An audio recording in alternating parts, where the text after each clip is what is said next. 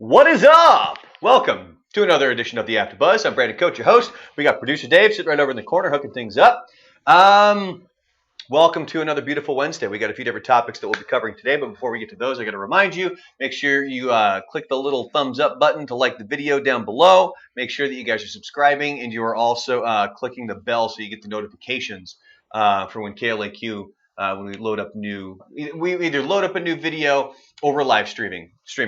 Either one, make sure you're doing that.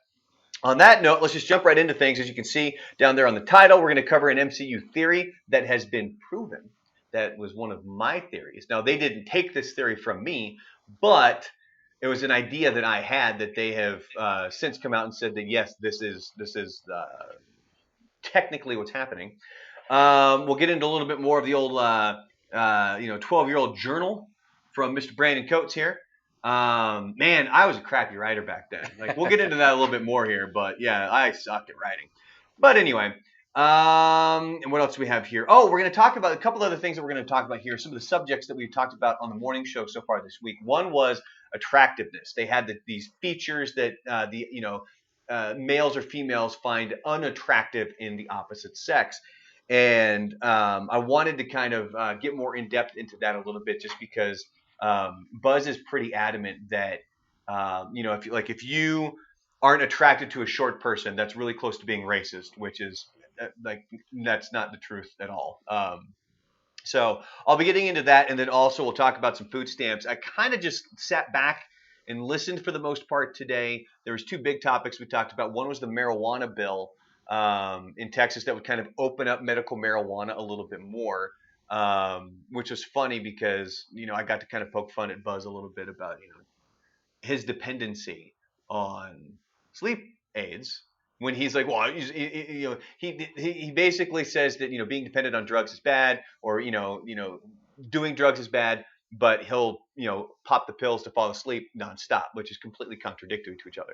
But anyway, we're not going to get into that topic. But the other one was the food stamps thing. And, I kind of have some thoughts on it. I'm not as educated as most people are on the topic, and I'm willing to admit that right now, but I think, I can have some thoughts. And by all means, if you guys can correct me on something, or if you think I'm heading down the wrong path, by all means, make sure you guys hit that stuff up right there in the old YouTube chat while we're doing this thing.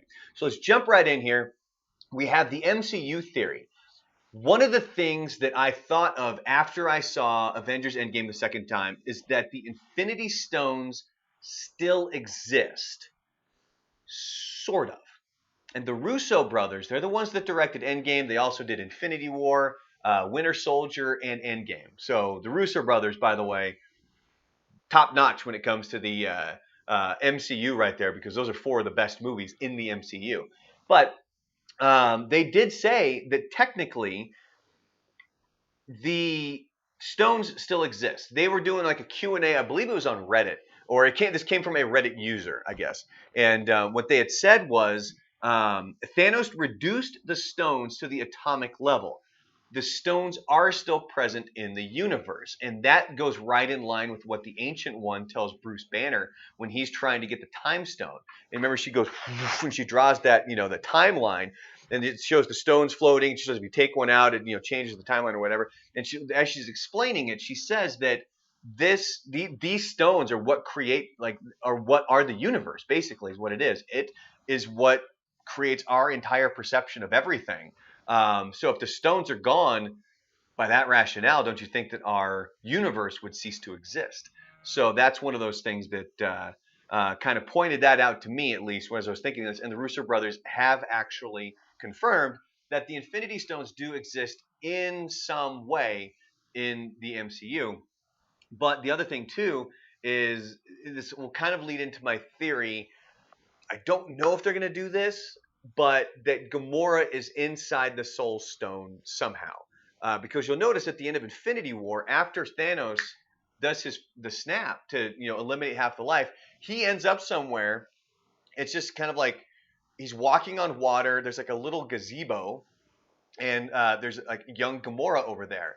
And to me, and I don't think they've ever really explained what that is, but to me, that's inside the Soul Stone. So Gamora technically exists in there. And then obviously with Adam Warlock, they could, pop her out right there. So I was pretty pleased when I read that headline earlier this week that the Russo brothers had at least kind of confirmed one of the theories that I was floating around there. What that would include Black Widow as well. So I think that that would be another way, and I like that better than like Buzz was saying, why don't you just go back in time and take them out of here? And I understand the whole thing, like with Jeremy Renner, where he says when he's Hawkeye, he's like it can't be undone when they're mourning, and even then when the Hulk, when he says that when I snapped, I tried to bring her back and it didn't work. I couldn't bring her back, meaning the Black Widow. Um, I think there could be a different route there, and I like that route better than we'll just go back in time, pluck one out of this one, and bring them back here. Like it seems better to me to do it that way, but they might not go down that path. You never know. The one path I hope they don't go down, and it makes me really nervous ever since the new trailer for Spider-Man: Far From Home came out, is that there is a multiverse, and it says it in the trailer because it's Jake Gyllenhaal's character. He's playing Mysterio, and he's coming back. And Nick Fury says he's from Earth, just not our Earth.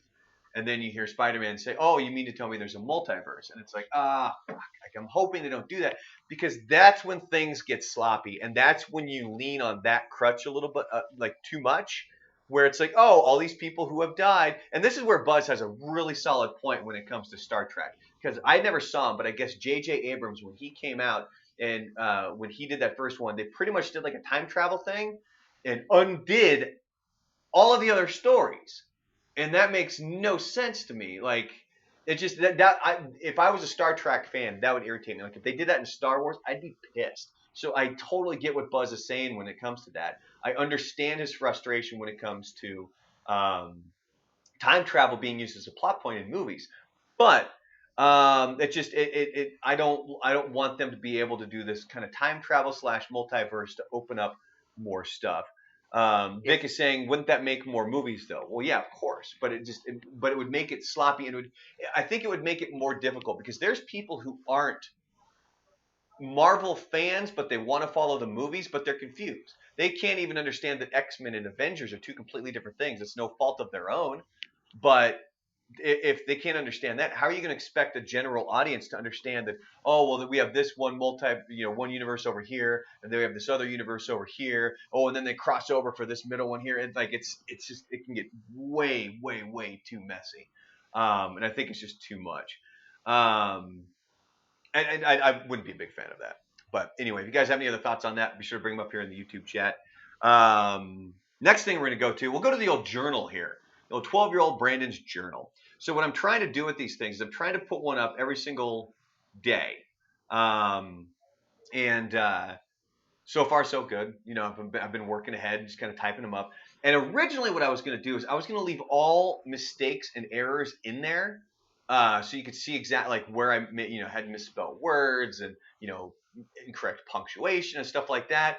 But it got to the point where I was writing, so my writing changes from normal print font to cursive to like a slanted cursive. So I'm writing fast is what I'm doing, but my brain was still moving faster than the pen. So they're like one of the most recent blogs that I did. This one will be released, I think, probably coming up Saturday or Sunday or something like that. There was a lot of missed words. Like, there was a lot of things that you could tell that I was trying to write, because the teacher was probably like, oh, you have 10 minutes, write everything that you can think of. And I was trying to, and I was making constant mistakes.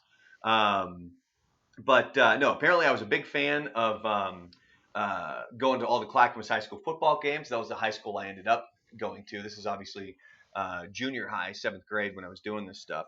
But another thing that I thought was interesting was how excited I guess when the year started out, I wasn't in first chair, or somebody else was in first chair. But then you have to take your test, whether you're trumpet, clarinet, flute player, whatever. You have to play a specific song for the instructor. He grades that song, and then based on your scores, it's first chair, second chair, third chair, fourth chair, so on and so forth down the line when it comes to band. And I guess I did pretty stinking good. I did. What did I have? I think it was like a 9.5 out of 10, and everybody else got 7s or 7.5. So I ended up in first chair, and I was super excited. And I think I put at the end of this blog, I even put that like today's been a great day or something like that. and I don't even know if this has been posted yet. So this might be a future one that comes up in the next couple of days. This is why I can't work too far ahead, because I'm remembering things that I typed for something that I haven't put up online yet. But it's interesting because I was like super excited. It was awesome. I'm in first chair, but there's a problem when it comes to you're in first chair. The other students can challenge you. They can give you a song and say, I challenge you to this. And then you two have to perform that song in front of the instructor. If that student scores better than you, they get your chair and everybody moves down a line. So it's like, so if you, let's say you have fourth chair challenges first chair, fourth chair wins, they jump up and everybody gets bumped down one slot. And then when that started to happen, I was like, well, this sucks. Like, I don't want to do this. Like, I'm perfectly fine. And what's interesting too is, so when I write these blogs up, what I end up putting down is I kind of put my own thoughts and stuff on the bottom of the blog of what I was thinking at that time, if I remember this or not. And what's interesting is that, as excited as I was for this, it did not take very long for the laziness to start kicking in. Because for me, I was perfectly content with just sitting there and kind of meandering at the bottom of the trumpet group. Like, I didn't really need to be at the top. I was fine with just barely practicing to get by. Although I did get detention already. At some point, it's within the first month or two of school, and I ended up getting detention because I didn't practice enough. Because what you had to do is you had to write down how much you practiced, and there was a minimum amount. Give it to your parents. Your parents would sign it. I didn't do that, so I ended up getting detention for it. But then at that point, it was just the bare minimum was all I would do. I would just do the absolute bare minimum of what I needed to do to not get detention at that point. But yeah, it was like it's really interesting how quickly laziness would kick in for me back then. And look, and here's the deal: like, if any of my kids were to ever act like me back then, I'd be pissed. Like, I would push them beyond belief to be like, don't do this. Like, you're ruining a solid opportunity here just to coast by. Like, see what you can do with this stupid thing. But anyway, so you can find all those blogs up at buzzadamshow.com.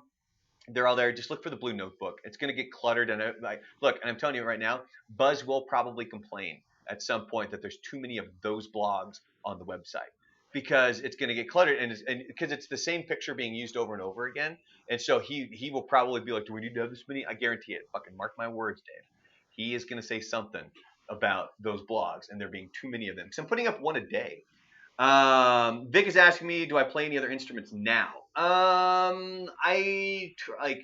I practice guitar here and there. I can't really play anything. Like, I've only made it to like page 4 of the book, but and this is what stinks. I started to play and was doing really good with it, and I was practicing pretty consistently, and I was doing good, I felt like I was actually making progress, and then I started to have issues where these two fingers were going numb. And then I ended up having to go to the doctor to figure it out, and they still moved and everything, but I lost all feeling in my ring and pinky finger on my left hand. Fortunately, that hasn't turned about. Another thing that kind of, prevents me from being able to practice the guitar is the fact that the one room where all this stuff is at, like, I have a keyboard too. My mom bought me a keyboard for my birthday a couple of years ago. We just don't have space for it. It's too big. Like, there's literally no place in our house that we could put it right now. So I got to wait until we move so I can pull that out. And even the guitar's a pain because the back room where everything's at gets so cluttered full of shit that it's difficult to I spend 15 minutes cleaning before I even pull the damn guitar out. So I need to make sure I keep that space tidier in order for me to be able to keep going back to that thing on a regular basis there. But yeah, so anyway, BC saying that she stopped playing. She played trumpet, but she also stopped playing in high school. Me too. It's because that's when it got difficult. Like, that's when I couldn't just coast by anymore. I signed up for band, made it to band. I think I went maybe 2 classes, and I was like, this sucks. I don't want to do this. Like, they're actually going to make us do things here. Like, I can't just sit and coast by and not really do anything. Like, that's not what I want. I just want to get the grade, man. Like, I don't care about the trumpet. But yeah, so that was one of those situations of not being able to, just suck it up and deal with it. I'm noticing it's buffering. Is it buffering on your? You know what? That's what I was looking at right now on the YouTube side. Let me see here. Let me try refreshing my page here really quick.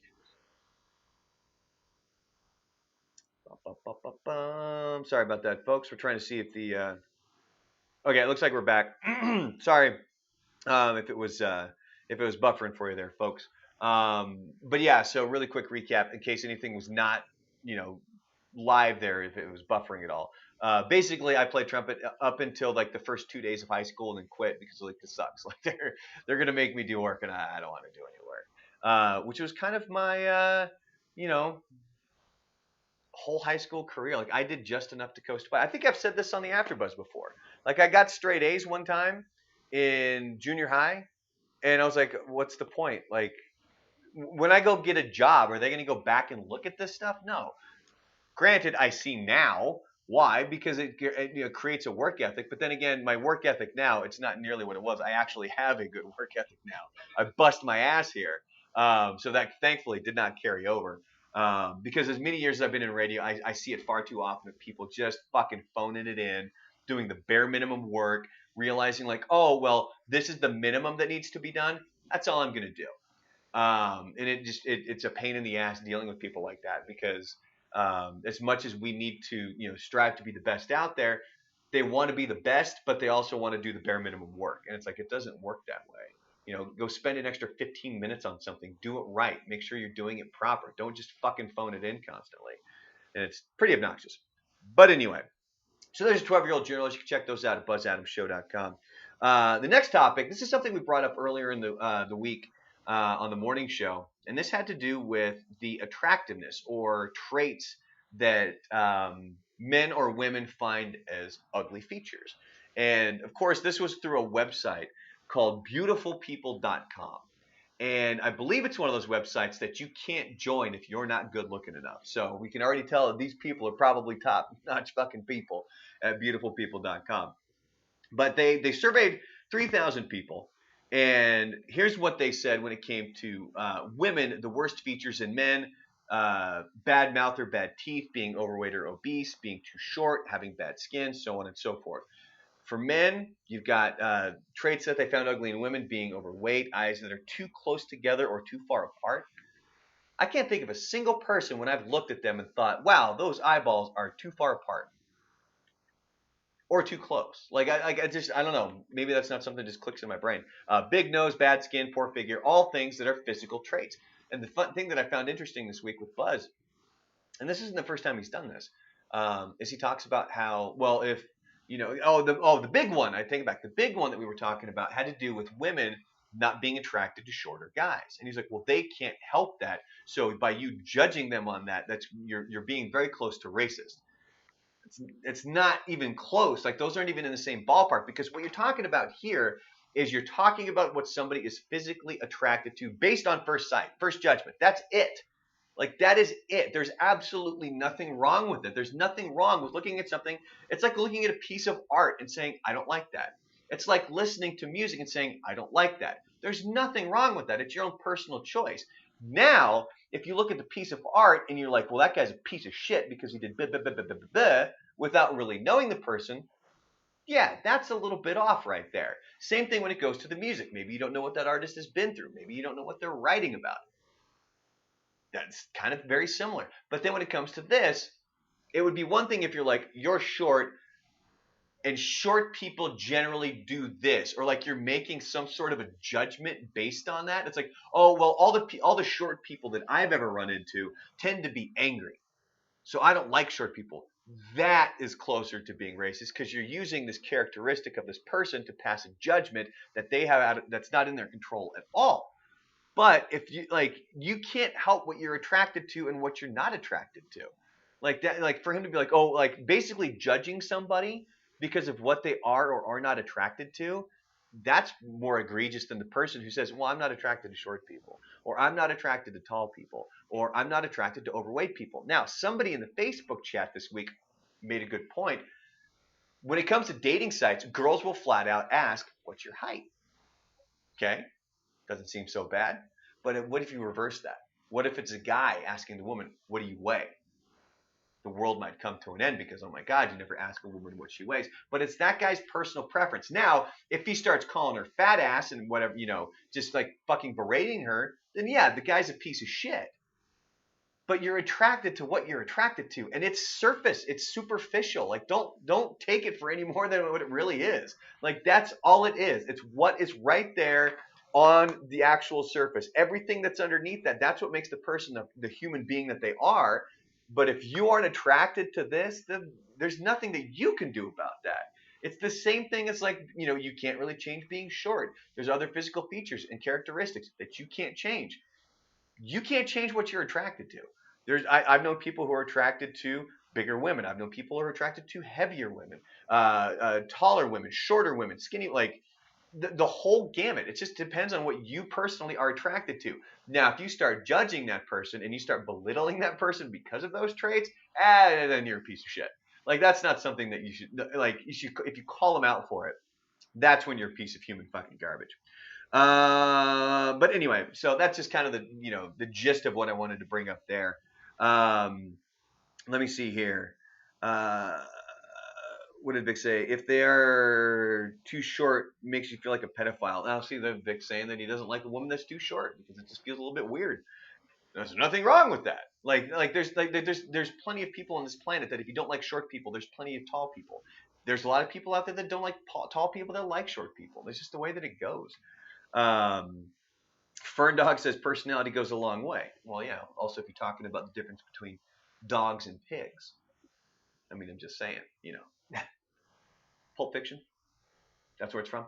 But anyway, let me see what else do we have here. Gosh, I keep having to like approve these messages, and it keeps making the stinking chat jump up and down here. JCM says I have all the ugly traits.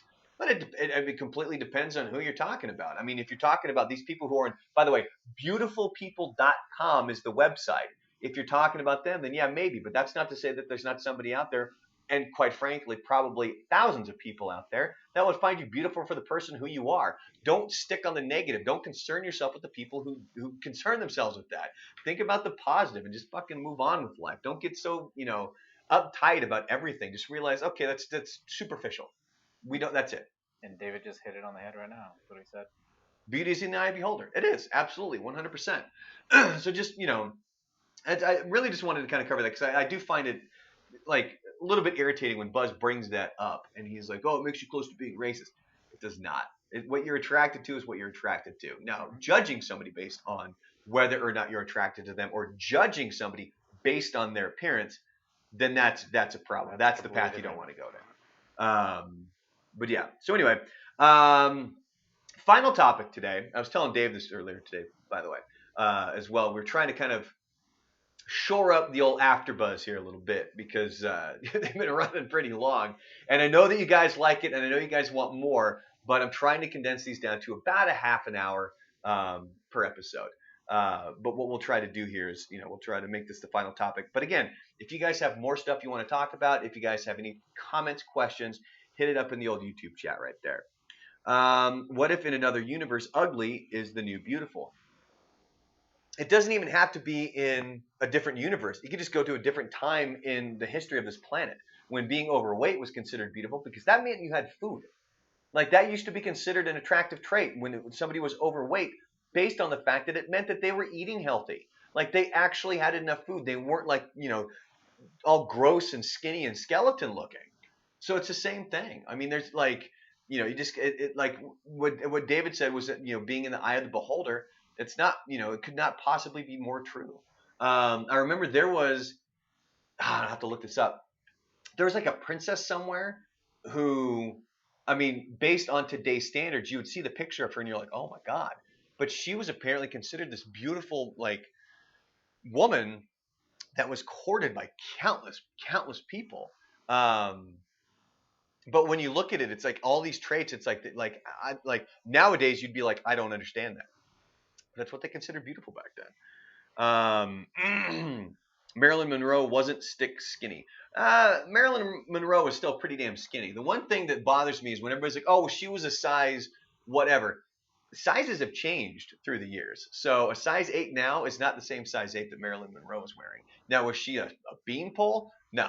But she was thinner than I think a lot of people want to realize, just because it helps with their rhetoric a little bit more about the sense of, Marilyn Monroe is considered the most beautiful woman on the planet, and she was a size 8. Well, a size 8 then is different than a size 8 now, unfortunately.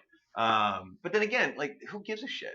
As long as you think as long as you're confident in yourself, who cares? Don't ever let anybody else tell you you're not a good person, not a good human being. Now, if you actually are a pretty shitty human being, maybe you should take some advice from somebody else, because there are shitty human beings out there.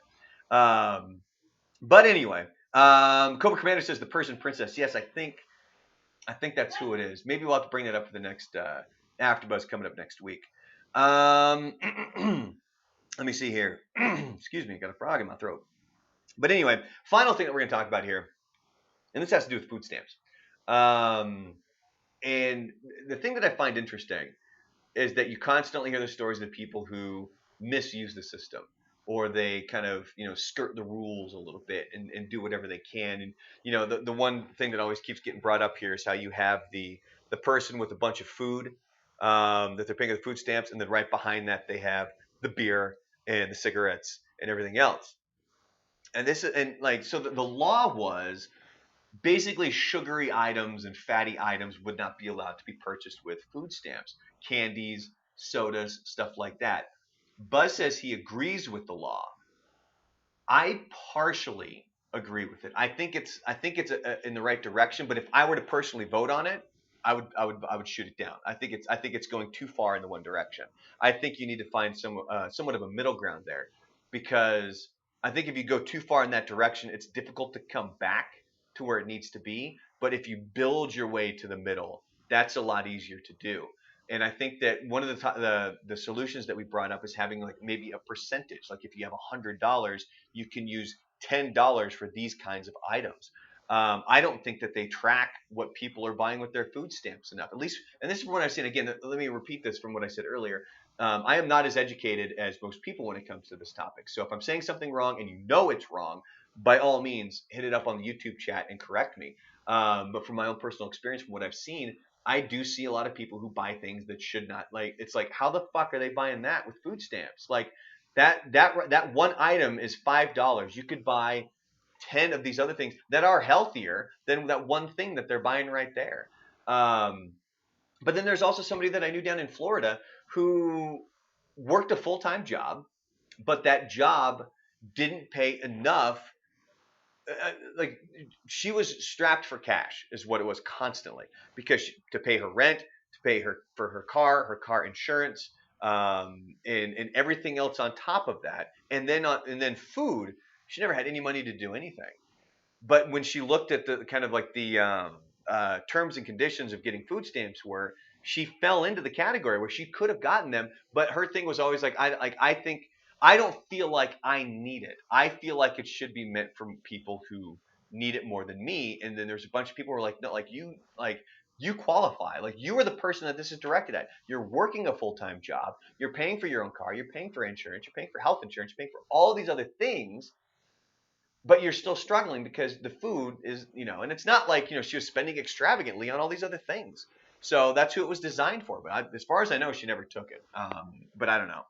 But yeah, so it's interesting is you always have kind of the two sides of the argument, where you have the people who would call up and say, well, I don't understand why the government should tell them, what they can buy anyway. Because it's the government giving them the money. That's why. Like, if I give somebody a loan, I have every right to go, you need to spend it on this, or I'm not going to give you the money. And that would be a perfectly fine stipulation for me to do that. It's my money that I'm loaning you. Now, on the flip side, we had Sid call up today, and he also said, like, what if I'm one of those guys who, I had a good job, I lost that job, I'm struggling to find another job, and he needs to go on something like that. Then that's where, like, some of these regulations, you can't be so harsh, because it's like you're punishing him who's busted his ass for, let's say he had 20 years on this one job, lost it, can't find work. So now you're punishing him because of the people who for those 20 years were working the system and gaining every possible thing that they could. But would those laws still apply to him? I mean, even though he was in the workforce for an X amount of time, he would still only be limited to buying certain things. And that's where it's super difficult, because how do you differentiate between those two? And I'm not going to pretend like we're going to suddenly solve this problem here on the AfterBuzz. Like, there's no way we're doing that. But I do think that it should be open for discussion, and I do think that there are certain things that we should look into. I do think that it's I have heard that it is more difficult to purchase, like you can't buy beer and stuff like that with food card. I think if you can regulate that, you should be able to regulate other things. And I think that certain things should be limited, because I'd be willing to bet there's a ton of wasted money that happens because somebody has worked the system. Man, there's so many people that I know that they